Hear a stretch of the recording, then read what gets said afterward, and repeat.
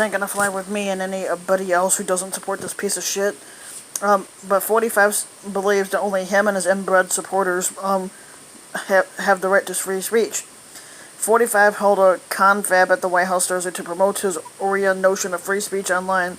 It confirmed yet again the squatters' implacable hostility to basic liberal freedoms. 45 has repeatedly accused Facebook, Google, and Twitter of carrying out a secret agenda against him and his inbred supporters by hiding the squatters' tweets and covertly banning his inbred supporters. 45 presented his notion as a defense of free speech against some secretive form of censorship and warned, "I'm directing my administration to explore all regulatory and legislative solutions to protect free speech and the free speech rights of all Americans." The simplest and clearest notion of free speech, as most scholars and courts have understood the concept, is that it doesn't matter if 45's charges are true. The government has no business interfering with the expression of ideas by individuals or companies. Some media platforms use partisan or ideological standards to screen their speech, like faux news, while others have relatively neutral standards, like Facebook, and others have no content standards at all. Public spaces where people hold political demonstrations. By this logic, social media companies can screen out anybody they want, and if some political faction doesn't like it, they can leave and form their own social media channels. On the other hand, one might argue that Twitter, Facebook, and Google have attained some monopolistic power that negates this argument. If there's no realistic way to challenge their reach or to create viable competitors, then the marketplace of ideas might not apply. This would be a valid argument for rooting out whether social media companies are engaged in some form of covert bias.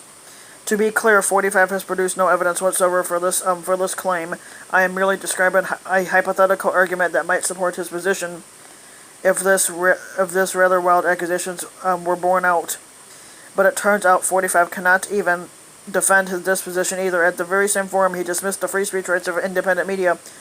He claims that to him, free speech is not when you see something good and then you purposely write bad. He insisted, "To me, that's very dangerous speech, and you become angry at it, but that's not free speech." This is one of those statements that would be shocking if made by any normal president, but is almost banal with 45. He barely disguises his admiration for dictators and the freedom to murder journalists who displease them, while his own powers of suppression are far weaker.